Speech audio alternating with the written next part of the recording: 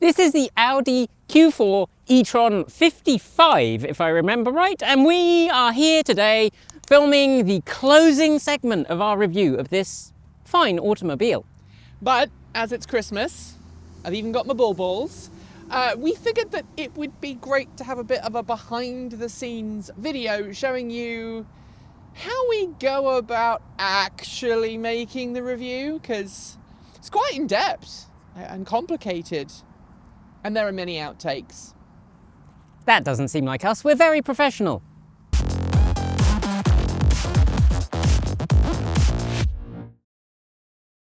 Okay, so we should probably rewind this a little and explain the actual process of getting a car to review. In the US, unlike in some markets where automakers deal with journalists directly, most automakers here make use of fleet service providers who contract with the automaker to operate and maintain a fleet of in-production vehicles for folks like us, journalists, to borrow and test. These fleet companies, there are a few, are nationwide, but each fleet office in every region operates in a franchised model. So we're in the Pacific Northwest, which means that while the two fleet companies we deal with regularly to get vehicles to review are nationwide companies, the people we deal with are different than if we lived in, I don't know, Minnesota. Getting hold of a car usually works like this. We keep in touch with the fleet companies who provide us with regular lists of cars on their fleet. Sometimes, admittedly, we have to gently nudge them, and sometimes we get an email when they know there's a car we're particularly interested in.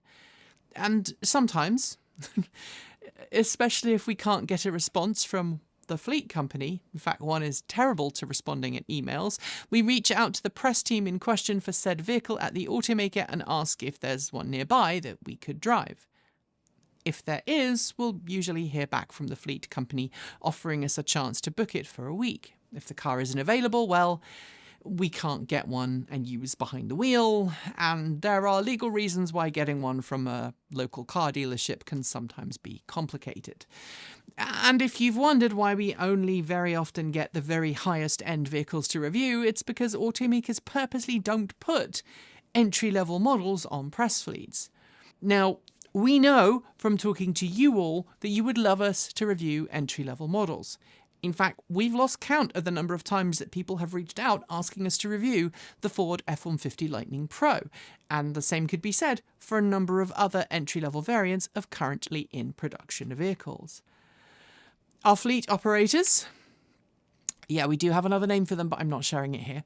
I think we once used it in a live stream, so go and find that if you want to know. Reach out with a bunch of dates and then we book a car in for review. Usually we do get a month or so to plan, but sometimes, with the case of one of our fleet operators, they like to surprise us with vehicle loans just before a vehicle goes off fleet and heads back to the automakers.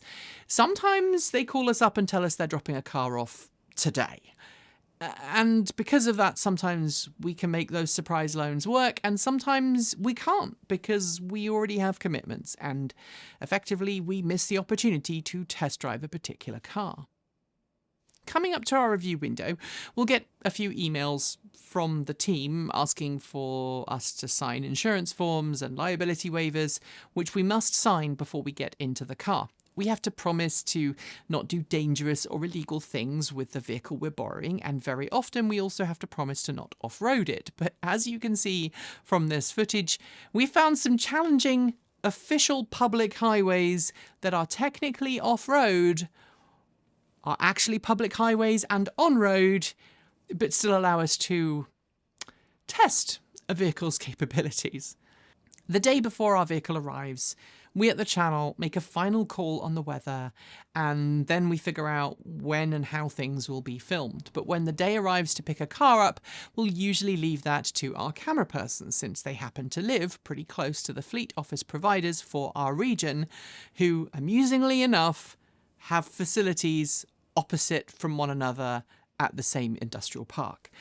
Sometimes someone from the fleet team will drive a car out to the TE studio or my house, but since that is a good 30 plus miles away from where they're based, it's often easier for them and us to arrange an at-location pickup. And because Kate only works 2 days a week, we try and make the actual review run from a Tuesday to the following Tuesday, although, as I'll explain later, the drop-off is usually very early in the morning. With the car picked up, our first task is B-roll. Those pretty pictures you see on our channel, there's a reason they're so good, and it's not just because we have an amazingly talented camera guru. We set aside at least 1/2 of a car's time with us for filming B-roll. Depending on what the weather does, we'll also get at least 3 team members together to shoot rolling shots, or chase shots, or more plainly, the pretty picture of the car moving down the road. Some channels film these with GoPros strapped to the back of another car. Some channels film it with a camera person literally dangling out the side door of a minivan or by squeezing someone into the hatch area of a car. And we used to do that last one, but now we have a fancy pants camera rig that plays nicely with a Ford F-150 Lightning and is completely road legal. And because it's cool, I would like to spend some time discussing how we set it up. We use something called a cloud mount, which is basically 2 flat metal plates joined together with wire cabling, onto which we mount an electronic Ronin S3 Pro gimbal. Then we attach one of our Blackmagic Pocket Cinema cameras, usually our 6K Pro, to the gimbal. The gimbal has 2 motorized attachments that allow us to remotely control zoom and focus, and look, I'll come to the wiring in a second. Buying a fully finished cloud mount with attachment for a vehicle is usually a couple of $1,000s, but our camera guru used to be a machinist in a former life, so we actually made our tow hitch attachment from a solid block of metal that was then drilled and tapped to allow us to bolt the bottom part of the cloud mount to it. Not only has that saved us a huge chunk of money, but it also looks pretty darned impressive, and it helps keep everything solid and together on the road. If you've ever done any type of video work, you'll know that big cameras and gimbals use power at a very scary rate. And this is where Ortega's, our F-150 Lightning, absolutely shines as a camera truck, because being an F-150 Lightning, it has a bunch of power options. The camera is powered using a power adapter plugged into one of the power outlets in the truck bed, and the power cable is small enough to fit through the gap in the tailgate to power the camera. Meanwhile, the HDMI monitor that we have attached to the roof in the rear of the cab is powered by power from inside the truck, and the gimbal is powered remotely using a pretty long power cable that strings through the tailgate, along with the HDMI feed and a control wire to the rear of the truck. Being a Lariat trim, our F-150 Lightning has a sliding rear window, which means it's super easy and safe to pass through the cables, while the roof bars we have on the rear of the bed allow us to cable tie the cables to secure it all. Setting this all up takes about 30 to 45 minutes on a good day, and the truck operates as the lead vehicle, and whatever we're filming follows behind. We use 2-way radios to keep in contact while we're filming chase shots, and the end results, honestly, I think they're pretty spectacular. Finally, there are a couple of local roads near to the studio that are officially dead ends, which allows us to do low-speed shots driving on the opposite side of a straight road without risking any danger to us or other road users. And once we've done that and the B-roll has been captured, the car comes to the studio, where I get some time behind the wheel, and then I drive it all the way up to where Kate lives to drop the car off for her, or sometimes to where she works. Kate has 2 jobs. Sometimes I drive up on a Friday after I've edited 10, and sometimes I drive up on a Saturday morning. Kate gets the car for the rest of the weekend, and then on Monday morning, she'll drive back down to film the review here. To get myself back, I swap whatever car we're reviewing for Kate's car, Raven, and then drive back to mine, where I put Raven on a lovely, slow 110-volt charge for a few days as a reward for being awesome. We used to film all of our chase rolling shots the very same day we filmed our reviews, but that became very stressful to organise and execute for everyone, so now we just film the actual review and leave the other shots for other days. But with everything filmed, the car heads back home with our camera person, and then we're off to the races with editing. The car then gets dropped off very early the next day, normally a Tuesday morning, and unless we're doing a back-to-back review, which frankly can be very stressful for everyone, we start the process of editing our review. The first thing is offloading and labeling everything. We used to just throw things on the server in a folder with the name of the car, but about 6 years ago, I started insisting that we renamed files to include the actual name of the vehicle and the camera it was shot on, and that makes for a long naming convention, but it does also ensure that no two files on our server ever end up with the same name, which happened a very long time ago when we were hacked for being mean to Elon Musk. The hacker moved all the files, and then we couldn't actually relink the right files to the right projects, and there was much wailing and gnashing of teeth, and I spent a lot of time crying. Transferring stuff over doesn't actually take all that time, though, because we have a very nice, fast network here at the house, and our server can theoretically ingest footage at up to 30 gigabits a second, although we usually max out at about 20 gigabits a second, because we have two computers simultaneously dumping footage, each at a maximum rate of 10 gigabits per second. Given that we can collect upwards of 2 terabytes of footage per review, this is actually really helpful. The GoPro and audio also requires a bunch of extra work from us because GoPro records files in 4 gigabyte chunks, and in order to make it easier to edit, especially for longer reviews, we take those 4 gigabyte chunks and then concatenate them into one file per continuous shot per camera. I wrote a little terminal script that makes it possible for me to do that once the files are on the server, and that normally takes me about an hour to transfer and then make the relevant files using FFmpeg.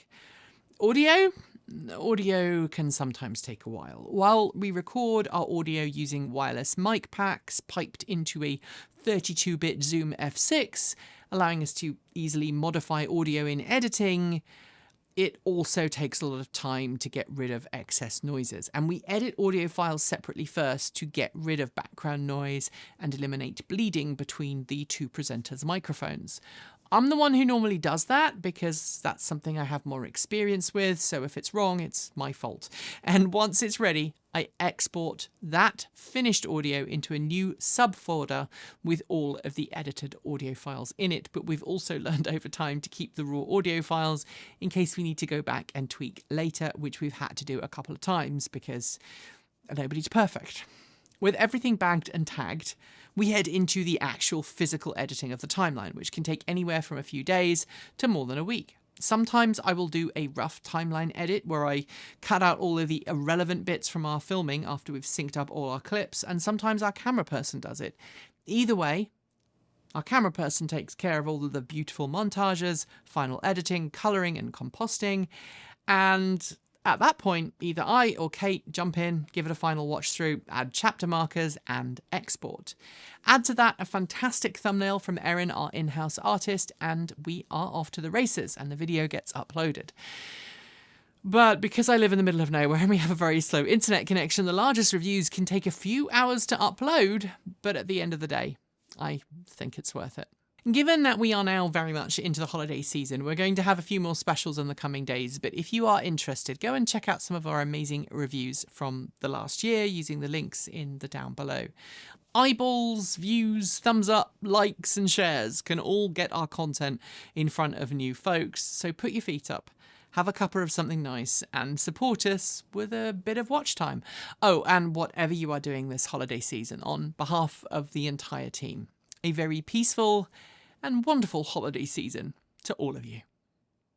Thanks for joining me today, and if you've got thoughts, make sure you leave them in our Discord chat room, on our Patreon page, or you can reach out to us using Mastodon or Blue Sky. Thanks to the amazing list of people scrolling by on your screen right now. They are some of more than 1,500 people who help fund this channel using Patreon and YouTube, helping us cover our bills, pay our team, and making sure that we can remain 100% independent. If you'd like to join them and see your name listed here, just follow the links below. There are a range of different tiers you can sign up for from as little as $1 a month, or if you pay yearly, just under $11 a year. We've had so many headaches with our credit list in the last few months. I'm sorry, it's been down to a non-functioning program we were using to pull the list out, but today's list has been manually generated, so please do let us know if you're not on there and should be. We are, after all, only human-ish. A huge welcome to our newest supporters, Steve Abernathy, Mike Nichols, Zach Kane, Philip Atkins, Kat, Rob Thomas, Ryan S., Laura, Jay Alor, Celia Gonzalez, France G. France, Nicole Huang, oh yeah, Pedro Huget, Duran Valentine, Winfred Gerlach, John Trindle, Sarah Hendrika Biketon, Edward Kufka, Stephen Beatty, Jonathan Rees, MJY, Owen Patrick, and Gail Jackson. To join the list and get your shout out, become a paid Patreon member for your moment of fame. And remember, you can also now gift membership to someone else. If you'd like to support us with a one-off donation, you'll find links below to make Ko-fi and Bitcoin donations. And we even have an old-fashioned PO box you can reach us at. The address is listed below. And if you're in need of some swag, you'll find our swag store also in the down below. We've got some fantastic content coming up, so make sure you're subscribed on PeerTube or YouTube, and we'll see you very soon. We make new videos every Monday, Wednesday, Friday, Saturday, and Sunday. If you want more, the mighty algorithm thinks you'll like this video, but we also think that you should look at this one. See you soon, and as always, keep evolving!